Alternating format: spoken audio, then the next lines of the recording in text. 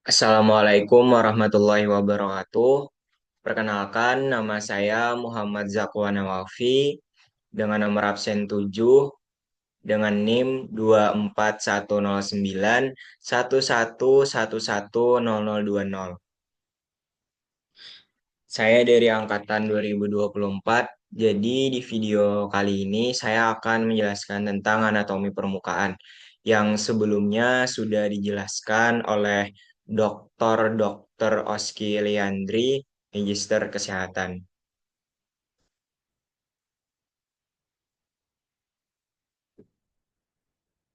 Baik, sebelumnya berikut adalah poin pembelajaran yang akan dibahas dalam video ini, yaitu terdapat pendahuluan anatomi permukaan, dasar-dasar dan istilah dalam anatomi, dan bagian-bagian dalam anatomi permukaan dan pembahasannya. Baik, sebelumnya mungkin di sini ada teman-teman yang belum tahu apa sih itu anatomi. Jadi anatomi berasal dari bahasa Yunani, yaitu timnen, yang berarti memotong. Nah, anatomi adalah ilmu yang mempelajari susunan-susunan tubuh dan bentuk tubuh makhluk hidup. Nah, anatomi meliputi struktur-struktur yang dapat dilihat secara makroskopik tanpa bantuan perbesaran dan secara mikroskopik dengan bantuan perbesaran. Nah, sedangkan anatomi permukaan adalah cabang anatomi yang mempelajari struktur tubuh yang dapat dilihat atau diraba dari luar tubuh tanpa perlu pembedahan internal. Ini mencakup identifikasi fitur-fitur eksternal tubuh seperti otot, tulang, dan tonjolan lainnya, serta hubungannya dengan organ-organ dan jaringan yang ada di bawah permukaan kulit. Nah, dasar dan istilah dalam anatomi. Nah, dalam gambar ini terdapat posisi anatomi. Jadi, posisi anatomi adalah posisi yang disepakati oleh pakar di dunia untuk memudahkan kita dalam memahami anatomi. Bisa kita lihat di situ terdapat tubuh yang lurus menghadap ke depan dan tangan yang terbuka. Sebelumnya, sebelum kita membahas lebih mendalam, perlu kita ketahui yang namanya istilah yang berhubungan dengan posisi. Nah, kita harus memahami bidang terlebih dahulu.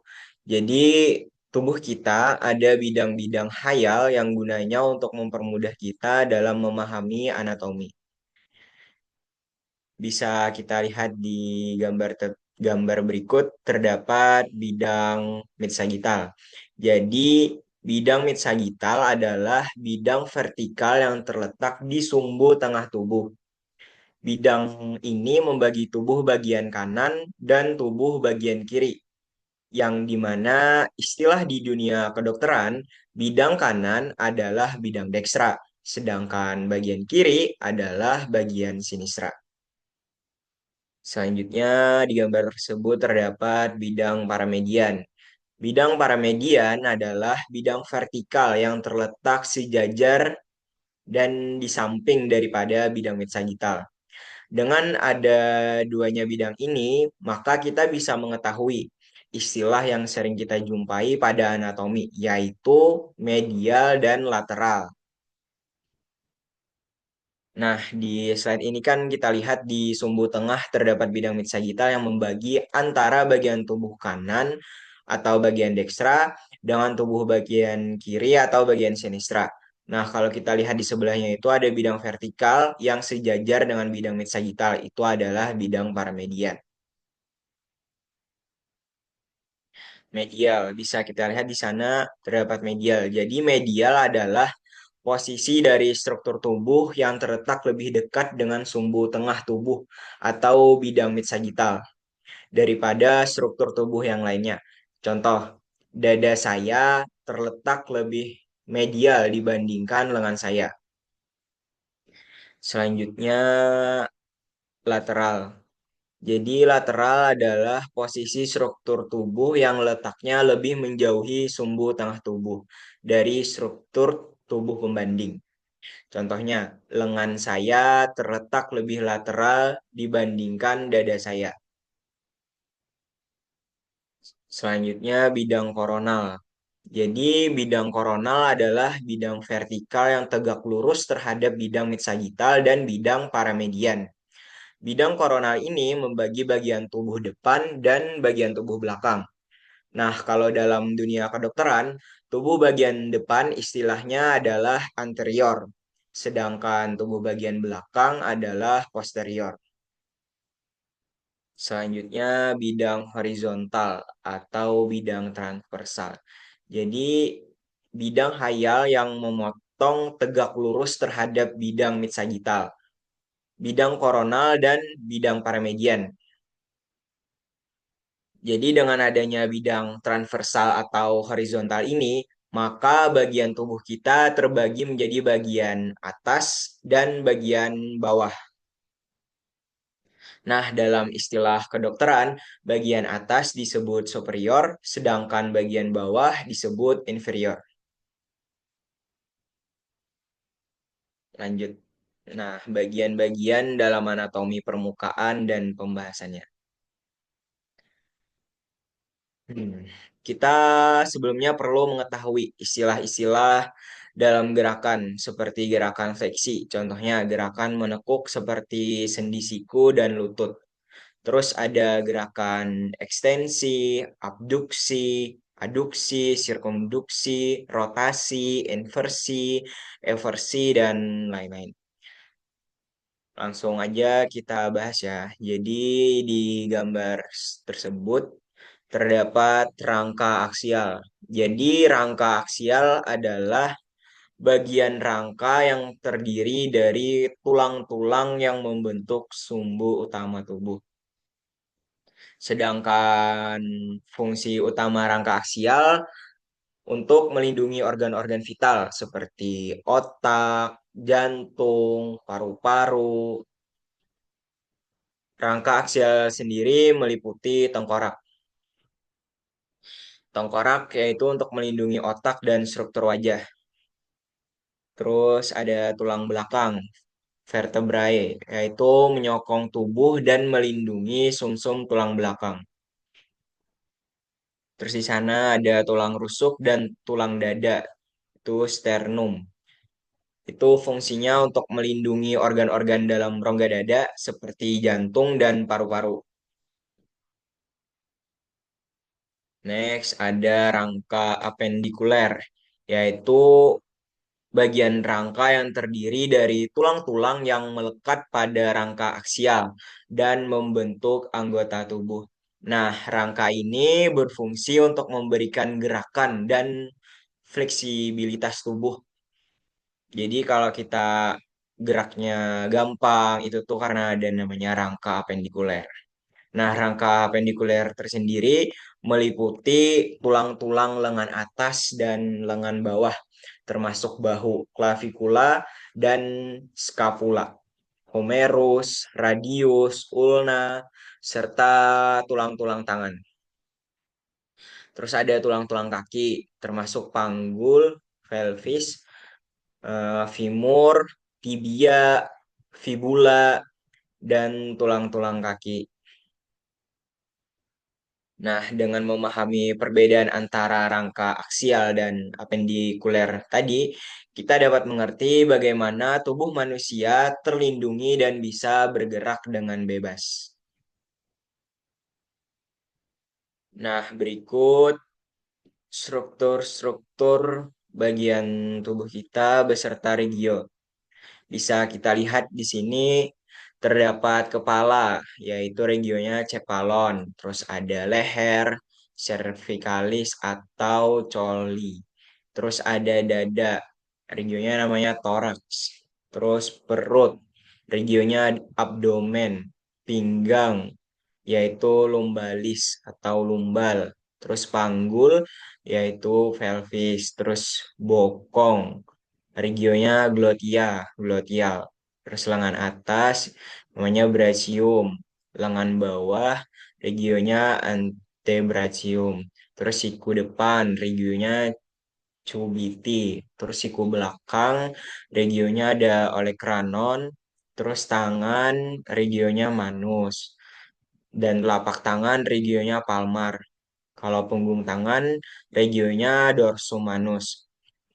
Nah, kalau tungkai itu terdapat ada tiga, yaitu tungkai atas regionnya femoris. Kalau tungkai bawah sururis. Kalau lutut belakang namanya poplitea. Lutut depan regionnya patellaris. Terus tumit regionnya calcaneus. Dan yang terakhir kaki regionnya pedis. Langsung aja lanjut, yaitu di sini terdapat regio kepala, caput, dan regio leher, kolum.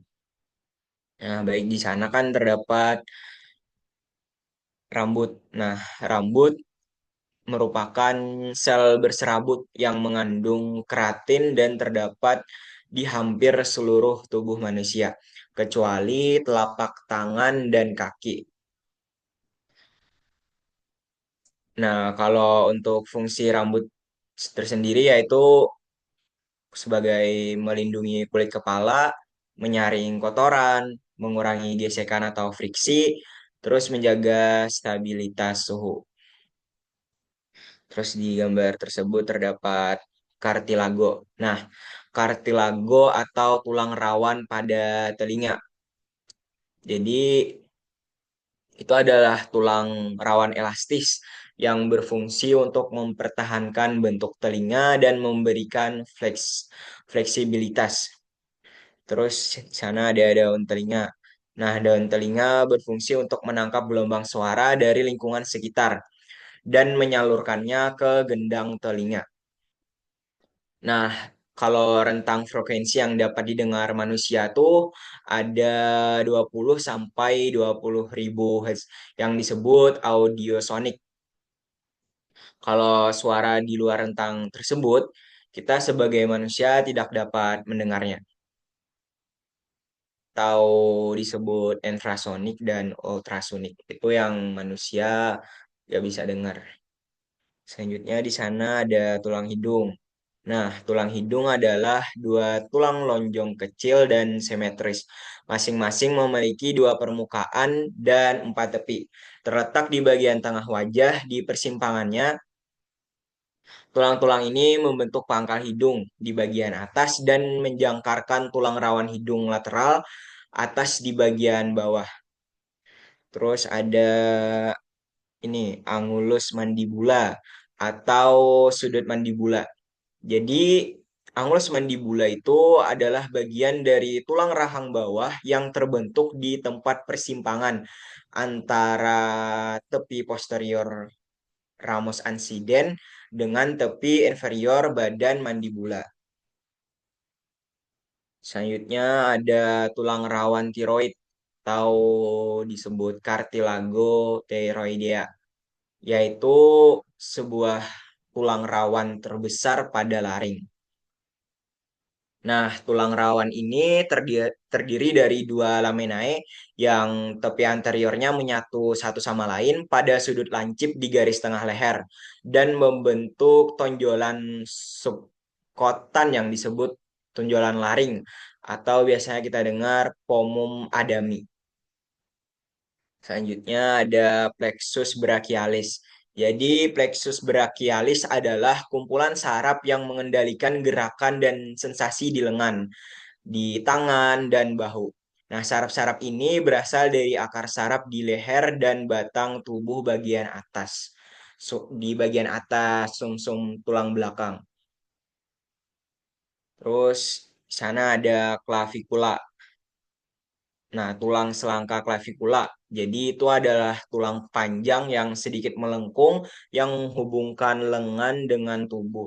Tulang ini terletak di kedua sisi pangkal leher. Tulang ini membantu untuk menjaga tulang belikat pada posisi yang benar saat kita bergerak.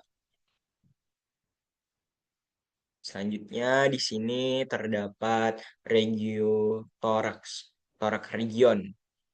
Nah, thorax, thorax itu nama lainnya adalah dada. nama lain dari dada ya. Jadi toraks atau dada ini terletak di area tubuh antara leher dan perut. Toraks juga berisi organ-organ vital, termasuk jantung, pembuluh darah utama, dan paru-paru. Nah, toraks sendiri itu disokong oleh tulang rusuk. Terus ada tulang dada dan tulang belakang.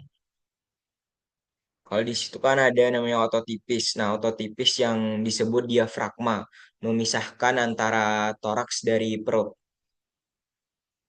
Terus di gambar ini juga terdapat otot SCM, yaitu otot leher yang kuat dan terbesar yang berfungsi untuk menekuk leher dan memutar atau memiringkan kepala. Jadi kalau kita bisa memiringkan kepala, itu otot SCM. Terus di situ ada regioaksila. Nah, regioaksila itu adalah ruang piramidal antara lengan dan dinding toraks atau sering disebut dengan bagian ketiak. Terus di gambar tersebut ada papila mamae. Nah, papila mamae adalah bagian dari payudara yang disebut juga puting susu atau pentil. Terus ada vena cephalica. Cephalica adalah pembuluh darah vena. Itu adalah pembuluh darah vena yang terletak di lengan bawah, tepatnya di bagian radial lengan, itu sejajar dengan ibu jari. Terus ada rectus abdominis. Rectus abdominis adalah sepasang otot panjang yang terletak di bagian depan perut. Rectus abdominis ini memanjang dari tulang rusuk hingga panggul. Jadi otot ini sering disebut sebagai six pack karena strukturnya yang tersegmentasi. Lanjut, ada kardium, yaitu bisa seringnya kita menyebutnya jantung. Nah, jantung terletak di bagian tengah dada, tepatnya pada sisi kiri tubuh. Jantung itu umumnya memiliki berat sekitar 350 gram atau sebesar kepala tangan orang dewasa. Nah, meski ukurannya itu kecil, tapi jantung terdiri dari banyak bagian yang berperan sangat besar dalam kelangsungan hidup kita. Salah satunya nih yang cara kerjanya nih. Kan namanya peredaran darah kecil bilik kanan jantung, terus ke arteri pulmonalis, terus ke paru-paru, terus ke vena pulmonalis, ke serambi kiri jantung, lanjut lagi ke bilik kiri jantung, ke bilik kiri jantung. Nah, peredaran darah besar bilik kiri jantung, terus ke aorta, ke pembuluh nadi, ke pembuluh kapiler, selanjutnya ke pembuluh balik atas, dan pembuluh balik bawah yang terakhir ke serambi kanan jantung. Nah, itu mekanisme kerjanya jantung. Lanjut, ada regio abdomen atau yang biasa kita dengar yaitu perut. Jadi, abdomen atau perut artinya adalah bagian tubuh berupa rongga perut yang berisi alat pencernaan.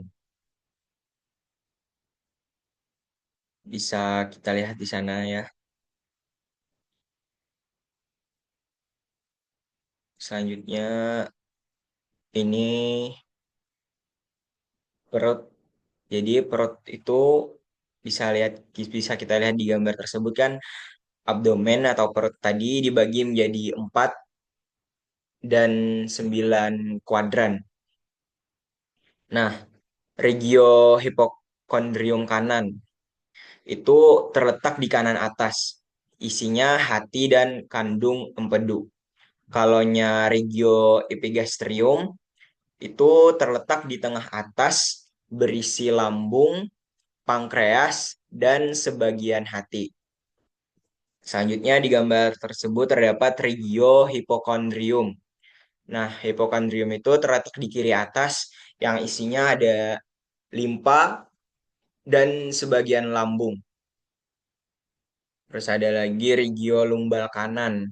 Itu terletak di kanan tengah, berisi sebagian ginjal kanan dan colon ascendens. Ada juga regio omblicus, umbilical region. Itu terletak di tengah-tengah. Isinya tuh ada usus halus dan sebagian kolon transversum.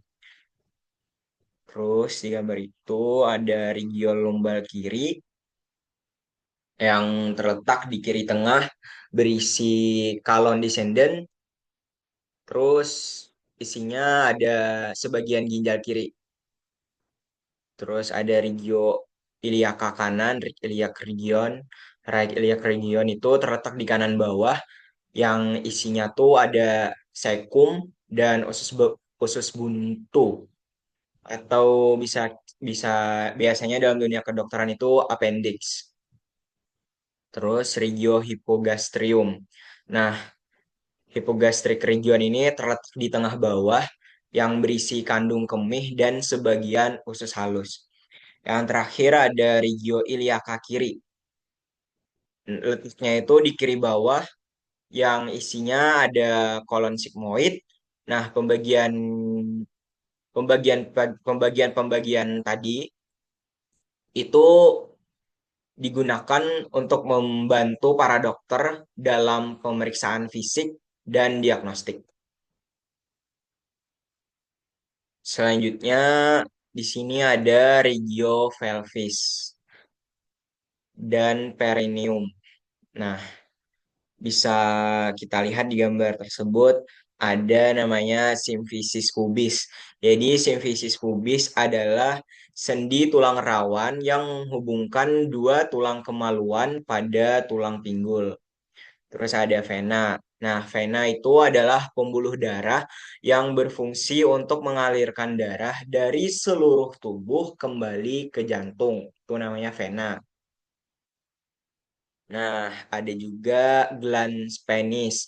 Itu adalah struktur yang berbentuk kayak jamur yang letaknya di ujung penis pada mamalia jantan. Di situ kita lihat di gambarnya ada corpus penis. Itu adalah jaringan ereksi pada penis yang berbentuk silinder. Nah, kan bentuknya di sana kan silinder. Nah, itu tuh terisi darah saat kita melakukan ereksi. Next, di sini ada ekstremitas atas atau anggota gerak atas. Nah, bisa kita lihat ya di gambar tersebut terdapat beberapa bagian, yaitu bahu. Nah, bahu itu hubungannya antara lengan dan badan. Terus di sana ada lengan atas. Lengan atas itu tulang panjang yang terletak antara bahu dan siku. Terus di sana ada lengan bawah. Nah, lengan bawah itu terdiri dari dua tulang, yaitu radius dan ulna pergelangan tangan. Terdiri dari berapa ya? Terdiri dari 8 tulang. Nah, di gambar tersebut juga ada telapak tangan. Bisa teman-teman lihat. Oke, langsung aja lanjut ke ekstremitas bawah atau anggota gerak bawah. Nah, ekstremitas bawah itu adalah bagian tubuh kita yang meliputi pinggul. Bisa teman-teman lihat juga di gambar tersebut kan terdapat pinggul, paha, lutut, tungkai, terus ada pergelangan kaki dan telapak kaki. Nah, ekstremitas bawah ini terdiri dari tulang, otot, terus tendon, ligamen, saraf, dan pembuluh darah yang bekerja sama untuk memberikan dukungan, memberikan stabilitas dan mobilitas. Oke, lanjut. Nah, ini terdapat dua gambar ya, ada laki-laki dan wanita. Ini memasuki slide terakhir ya. Jadi, Bisa kita lihat ya perbedaan dari gambar tersebut. Terdapat ini nih, panggul. Jadi panggul pria itu lebih kecil, lebih sempit dan lebih tinggi dibandingkan panggul wanita. Terus ini bedanya ada juga glabella. Jadi glabella itu adalah bagian dari dahi di antara alis pada laki-laki. Bentuknya kan melandai sementara melandai kan. Nah, sementara pada perempuan bentuknya datar bahkan nonong. Kalau pada laki-laki glabella itu yang tegas, maka semakin melandai sehingga semakin maskulin. Sedangkan pada perempuan semakin nonong, semakin feminim. Nah, terus ada juga perbedaannya tuh ada kadar hormon. Jadi pada tubuh laki-laki dan perempuan itu perbedaan kadar hormonnya berbeda. Kalau terus ada juga perbedaan antara ketebalan kulit wanita dan pria. Nah, kalau kulit pria itu rata-rata tebalnya 20 sampai 25% dari kulit perempuan. Terus rahang laki-laki itu lancip. Terus kulit wanita itu kan jauh lebih halus daripada laki-laki. Mungkin itu saja yang dapat saya sampaikan. Apabila terdapat kekeliruan dalam penjelasan, saya memohon maaf dan bisa dikoreksi juga oleh teman-teman. Sebelumnya saya ucapkan terima kasih banyak buat teman-teman yang sudah menonton penjelasan dari saya. Dan juga saya mengucapkan banyak-banyak terima kasih kepada Dr. Oski Liandri Magister Kesehatan. Baik, saya akhiri. Wassalamualaikum warahmatullahi wabarakatuh.